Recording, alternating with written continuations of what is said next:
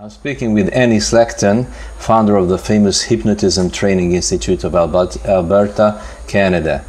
Dear Anny, I'd like to show this interview to Hungarian silver graduates.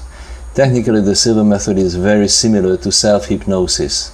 I'm sure you use self-hypnosis to keep yourself so fresh and energetic.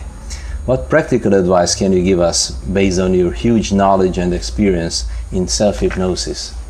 All right, for self-hypnosis, the most important thing is to, when you make a recording, for example, for yourself, it is important that you start the recording and as you go into a trance, or you start your suggestions to yourself with something that makes you smile. So you feel really good about it. For example, myself coming from Africa, from Congo, of course it is going swimming. So I start my recording by saying, I am in front of a body of water. And just thinking of that, I'm smiling, I'm smiling. And then I go into the water. Because I am from Africa, the water is warm and so forth. And it feels good. And I'm starting to float on my back. I do what is called the board. And then once in a while, I'm moving my arms to stay afloat, and I'm going like that, and just being like that, I'm smiling. Just thinking of what you can tell, it feels good. So when we do self-hypnosis, or when we are writing suggestions for ourselves, start with something that makes you really smile. Really, it makes such a difference also. Yeah. I think that is one of the most important things. Also, always mention what you want and avoid mentioning what you don't want, because you get it too. So just what you want. The most important thing is that just something that makes you smile as you go into a trance. Yeah. So you find founding a positive emotional base. Yeah, so you go into the space, or I don't know how you call it, in the silver mind control, or in hypnosis, you go in there with a smile.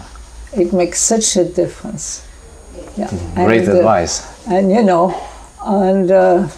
I fall asleep listening to a recording of mine about year round, about 5 nights a week.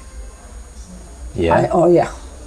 Yeah, just like now I'm here in Budapest, and I got my recording with me and my CD player. Yeah. Do you find it useful to listen to some positive, useful recording during sleeping, or only while you are going to sleep? No, I find that as I go, I'm falling asleep, I listen to it, because I know my mind is going to work on it all the time. For example, I'm asking to increase my intuition and things like that. I do all kinds of things like that are very beneficial. And you do those recordings for yourself? Yes, I do those recordings for yourself. And do you recommend us silver graduates to do recordings for ourselves as well? Only if they know how to write it down, because they can get into quite a fix if they don't know how to write things down. You have to really be careful of that. And as a matter of fact, myself, because I'm so used to it, within 3 days, I know if it is good, or if it is, I better change it. 3 days. And then I say, So I can... You go by the results. Oh, yes. You can tell right away. Sometimes it takes a month, it depends what it is. And do you want an example? Yes, I would appreciate it. Well, I'm used to having a lot of money in the bank. I like that, that's the way it goes. And my husband decided to retire, so we bought a property in British Columbia. So all of a sudden, because I have my house, I have my office, all of a sudden, and then another property, a big property in British Columbia, I have 3 insurance, 3 electricity bills, 3 of everything. I thought, So, guess what? I decided, well, I know how to write things. I'm going to say from now on, all my bills are paid in full. Sounds good, huh? Right. That's what I thought. So, about a month later, I realized that the more money I was making, the more bills I was getting. So I thought, what's happened? So that is something that I do. I take a deep trance as I fall asleep, and I ask my subconscious mind that I call Subby, Subby, what am I doing to create that? And as I woke up, the information came. The focus is on bills. So I changed that right away, and it changed like that. Do you remember what did you change it for? I did not. Do you remember how did you change the sentence? I said from now on, all the money that I make is for enjoyment and accumulation. So because you have to pay electricity and everything, and insurance and everything. So for enjoyment, so I can spend it, and accumulation, so there is money left to leave in the bank. So you put the focus on the money left instead of the bills. Yes. To have a lot of money for everything that I want to do, including money in the bank. But I can tell you that was quite a shock. I thought, what? What's the matter? And then I have quite a conversation with myself. I said, so because the information came, focus on look at your focus. Well, I was mad. I said, what do you mean? I said, what do you mean, my focus? I know what I'm writing. I'm teaching that. And then there was ha, ha, ha. I said, no. I want to know. He said, your focus, look at your focus. I said, what about my focus? My focus is the bills, the invoices. So, of course, the more money I was making, the more invoices I was getting. Oh, well, the furnace and the new place broke down. We had to buy a new furnace, and then the hot water heater broke down, the electric water heater. We had to replace that, and it was one thing after the other. I said, oh, in 1 month. So it took me 1 month to know what's happening, because it takes 1 month to get all the bills. So it's a great example. I like your inner conversation with your subconscious mind. You give a name to your subconscious mind, Subby?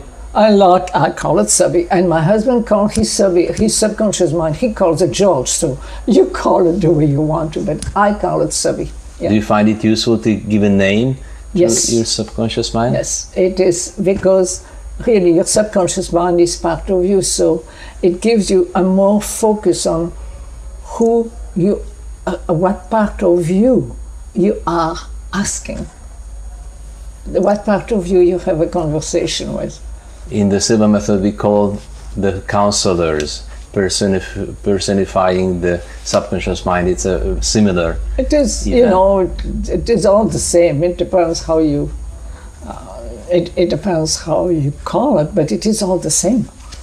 You're teaching the so-called surrogate or remote hypnotherapy that you've developed to get information from a distant person and then to help him or her. We do something very similar in the Silva method that we call case working. What practical advice can you give us to make it more and more effective? Listen to your intuition. Trust the information that is coming to you. No question asked. You don't edit, you don't do anything. Whatever is coming to your awareness, trust it. It is not yours, it is whoever you are contacting. And that is the most important thing. You have to trust what comes to you instead of thinking, well, is that right? No, they shouldn't think that way and things like that. No. You have to really trust what comes. Anny, you know a lot about using energy for healing. How do you fill up yourself with energy, and what do you do? What do you recommend us to be energetic? I always find very interesting how people see me, because I don't know that I'm putting a lot of energy. You look very energetic. I have no idea, I don't know. Although everybody tells me that. I think that one of the things is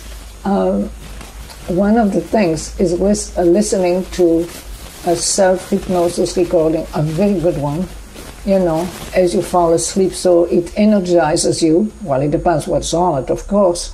And also look at life the way it is, no judgment.